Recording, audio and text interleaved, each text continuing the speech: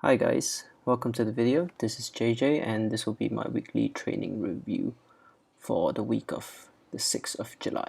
So we start off the week as per usual where we're doing heavy squats and bench on day 1. So some of you already know I was struggling with some wrist pain the week before, and coming into this session it was actually not too bad and I managed to just go through the session. This is my top single of 175 kilos on the squat, and the reason why I had 3 spotters was because I was really kind of still worried about my wrist, and I just wanted to make sure that I was safe enough to execute a heavy squat, and if anything happened I could fail safely. This really allows me to kind of focus on what I need to do rather than focus on myself being safe and unhurt.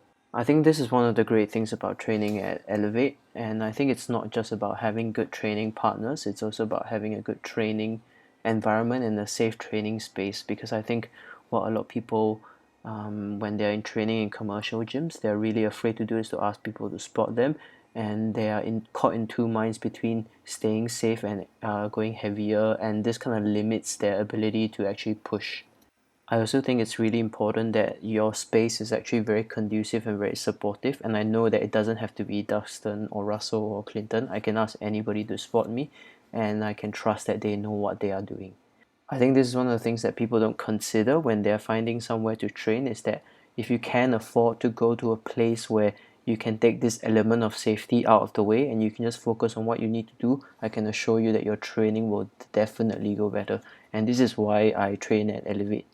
So after my top set of 175, I did back downs of triples at 160. And what you can see here is actually as I unracked, I kind of told Duxton that I kind of rested for a bit too long. And so he was just like disturbing me and telling me to just do my next set now. And to be honest, I think that one of the reasons why I actually did pretty well today on the squats was because of the environment. Like, a lot of people were supporting me, and I actually felt like, I could just go out and do my best. And I was actually pretty surprised because last week I did 160 for triple as well. And although it was my deload week, I felt like it was kind of not as fast as I would have liked to, but today it was kind of like it kind of exceeded my expectations. So I think that it's important to identify some of the reasons why you may be performing well, and to see if you can create that same environment when you go to a competition setting. And I think this is the reason why I really like competing, is because I feel like people at the meet are actually supporting me and wanting me to do well, so I just have to do my best and perform to my best.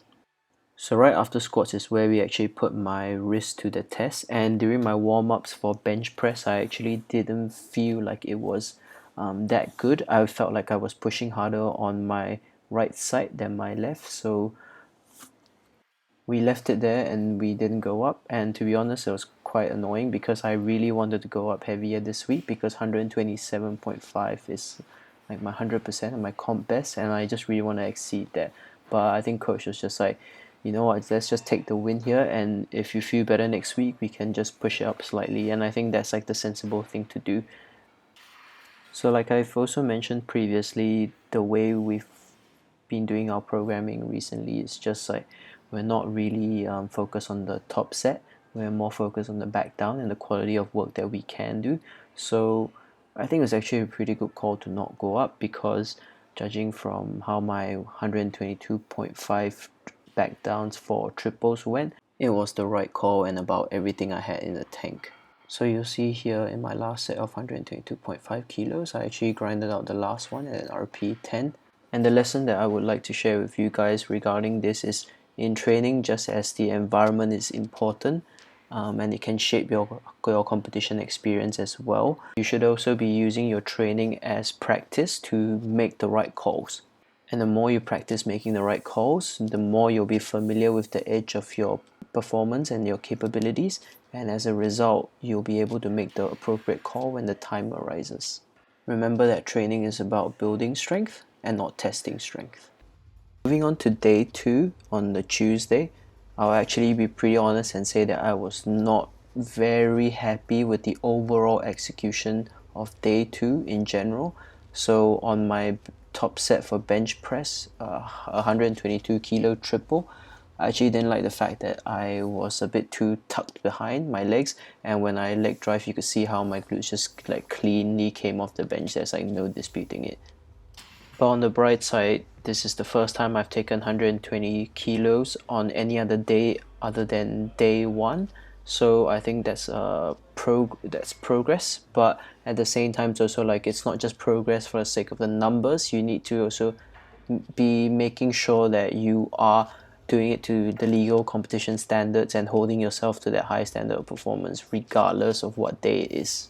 So when I noticed this, what I did was actually on the next set to just remind myself to set my feet a bit forward, and you can see the visual difference between my feet positioning by the line on the platform. So the platform has like this part where the rubber is being taped, and usually that's how I gauge if I'm in the right position through my videos. So this is another tip that you can use when you're reviewing your video footage as well, is use not just how you're moving to give you a sense of whether you're doing something right, but use like external cues of the environment to see if you're doing things consistently. So if your feet position are in the same place relative to a certain landmark in the gym, or if you are like pressing up to a certain height with regard to, you know, the rack or a line in the wall or something like that. So I finished up bench press on day 2 with 4s at 112.5 kilos. And on to the main event of the day, which is deadlifts. So like I said, I was pretty unhappy with the overall execution of day 2, and deadlifts were kind of the same as well. I turned the volume down here, but you can hear that I committed the mistake of not maintaining the slack pull. Kind of ironic because on this day we actually made a video about pulling slack on a deadlift and how to do it wrongly, so this is actually one of the examples of how to do it not so well. So what I'll do is actually turn up the volume, and hopefully we don't get blocked by copyright, and you can hopefully hear me commit the error. So I'm not sure if you caught it there, but there was a very distinctive click of the barbell, and that's not what we want to hear when we are deadlifting, because that means that you didn't maintain the slack pull, and as you wedge in, the bar actually slackened up or loosened, and that's why when you start to pull it clicks, because now you've pulled out the slack, but the bearings have just contacted the plates. So again, this is another thing you can use video feedback for, is actually just to not just look at what your technique is like, but also use your other senses such as your hearing, like listen to the video and see if you can hear for any cues that would make a difference, and to see and to identify why your technique might be off for the day. I'm not going to make excuses for why my execution was poor, but I was actually having quite a bit of DOMs in my quads from squats the day before. So I think that, you know, given everything that was going on that day, there was also filming in the gym, so I think there was some sort of like background stress for me as well. So I think given everything that happened, I would say that it's pretty okay, you know. We'll move on and we do better next week. So I finished off deadlifts with 177.5 kilo triples for my back downs, and overall, like I said, was kind of hard, but what you'll see coming up is some behind the scenes footage of us making the weekly Technique Matters video, and it's kind of funny, kind of fun, and we always have lots of fun filming it. So yeah, that's what we do on Tuesday, so hopefully you like that video. All our technique tutorial series, we like to have a principle in each of the aspects we are talking about. And the principle is how do I use the bar to create tension for the upper body and the lower body during the initial of the lift. After you pull the slack and you start to initiate the lift, right, the bar doesn't unbend. So it doesn't bend anymore. It doesn't unbend, that means it doesn't flatten. Because if you pull slack, then the bar will flex like that. Then as your hips are bringing the bar, have to maintain the shape, the curve, the curve or the bend of the bar. And then the other way to tell is the sound.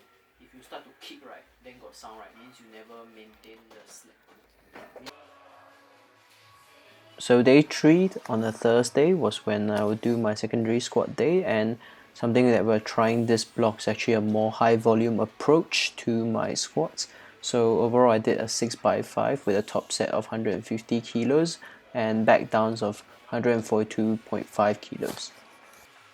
And I actually think that Thursday was actually the first time since the end of the circuit breaker or the lockdown in Singapore where all three of the Technique Matters boys are actually training together. So Adam, Clinton, and myself are actually in the gym together for the first time. And just like day one, this really made the atmosphere in the gym really good for training. So at this point, something that I would like to talk about is actually volume and how specific your volume is. So so I see a lot of people make the mistake of thinking that okay, the more volume that you do, the better you'll get. But then when you see them actually execute and do the sets and the reps themselves, they're actually really inconsistent across reps. And yeah, sure, you can be doing a 6x5 or 7x5 or any sort of high volume protocol, but you have to make sure that every rep actually counts. Because if you are just say you're doing a set of 5 and only 3 of those reps are consistent and good and the other 2 reps are not, then what you're just doing is actually just driving yourself into a poorer and poorer movement patterns, and you're also not stressing the appropriate muscles. So for example, in the squats, if you're doing say a 7x5 and by the end of it or by the 5th set you start feeling like you're back, then you know that okay, my legs are not being loaded, I'm not feeling hamstrings, glutes and quads anymore, then that's probably where the edge of your capacity to tolerate the volume is. So adding more is just counterproductive. So one of the reasons why we're doing a higher volume protocol this time round is because based on prior training data, I actually did really well after doing sort of a lead up with 6s and 5s, and so I've always had this belief that if I did 6s and 5s, it would actually produce my best performance today. So I thought that it was something that I could try, and I let sort of Clinton know, and he programmed it for me. So we will see how that actually brings about my best performance across the weeks, and hopefully by week 3 we'll actually see a really good improvement in performance. And what you just saw was Adam actually on the camera trying to do some sort of dynamic videography and filming my training from more of a less static angle, so that it's actually more visually interesting. But I think he kind of tripped over the barbell or tripped over a jack or something. So it was yeah pretty funny. But hopefully it wasn't too obvious in the video. But yeah. So I think this is my second last set of the squats, and by this time I've already spent sort of 40 minutes squatting, and a lot of it is just me honestly kind of hanging out and quote unquote wasting time. But if you're not here to enjoy yourself, like what are you doing, right? That being said, I think that within the set, you should still be focused on what you need to do. And what I was really focusing on here with these squats was actually kind of controlling the descent, even though it might still be a bit quick. But what I started to notice with my squats is that, especially as it gets heavier, what I tend to do is as I hit the hole, I have this my whole body or the whole system kind of shifts forward, so it shifts anteriorly, and what I want to do is actually sort of control that descent so that I can hit the hole and get the depth that I need and nothing more, and then come straight up rather than rely on bouncing out of the hole. So I think this all of these rep work is actually helping me to kind of practice controlling that. And I will say that I'm a bit suspicious because maybe I have cheated some of them as well, and the weight is just a bit too light to punish me when I do that. So yeah, it's something that I'm definitely working to clean up on, because I think that could be these little inefficiencies could mean the difference between making or not making your third attempt. So squats move pretty easy today, and we move on to bench after that. So started out with 2 triples at 117.5 kilos, and you can see here the mistake that I made was actually I managed to touch my first 2 reps, but then on my third set what I did was actually I stopped at the point where I expected my arch to be, because I kind of know how it feels like and where I should stop, but I actually didn't touch my chest. So what was happening is actually I'm losing my arch as a result of maybe not keeping tight, or maybe the wrong pressure sort of strategy and the wrong breathing strategy. So I've actually filmed this from this angle just to show you what I'm talking about. So as I'm breathing in, I want to breathe into my chest and kind of inflate my chest up towards to meet the bar, right? And I actually said it in this set at the end. It's called the pump handle action. So if you guys know sort of breathing sort of biomechanics and stuff like that, that's what happens when you inhale and the front of your chest actually expands. So that's called the pump handle mechanism. It's actually a pretty good cue that you can use to kind of reduce your range of motion, but again, it's something that you need to practice. And I think one of the common mistakes in bench press that I see in a lot of people is they try to brace like they would brace in a squat and deadlift, which is actually counterproductive, because in a squat and deadlift you actually don't want to hyperextend. So gets even more important as the weights gets heavier. So for example, on day 4 Friday, where I was doing this 135 kilo single for a board press, it's actually something that I actually focused on, where I actively breathe into my chest to meet the bar. And what I would say with this single is that it was actually really, really, really heavy in my hand. It felt like like a ton of bricks, and I just really try to focus on staying tight and then just pressing. So what actually happened here was, while I was setting up, we kind of had this running joke of I'm sure if some of you guys have seen it. It's Bobby Lee on Mad TV being the Korean scientist. So we were all joking about sciencing together and like making the joke and laughing, and I was literally like laughing in the set. So yeah, it's good to have a good training environment and good training partners, but sometimes we get carried away and we're just like having too much fun. But on the bright side, I managed to do my Conmax for a double board press while having a laugh. So yeah. And we finish off the week with some pause sumo deadlifts. And here I'm doing 175 kilos for triples. So yeah, don't mind me being vain and vibing to the music. So I would say that deadlifts on day 4 kind of had the same issues as deadlifts on day 2, where there was a bit of soreness kind of impeding my execution of the lift. It wasn't as bad as day 2, but I would still say that it impacted my ability to stay on my legs and load my quads. But overall, I would say that this is not uncommon, especially out of a lighter stress week, like the one that I had last week. I usually get this thing where I call week 1 syndrome, which is basically after my deloads or after my intro weeks, I kind of have a week where introduction to a bit more intensity really, really like kind of for lack of a better word, fucks with my entire system and causes me to require to recover a bit harder. So actually, after this training session, we just went to have a really big KFC meal, and yeah, had some like a double down and 5-piece chicken tenders. So yeah, I would say overall the week was pretty good.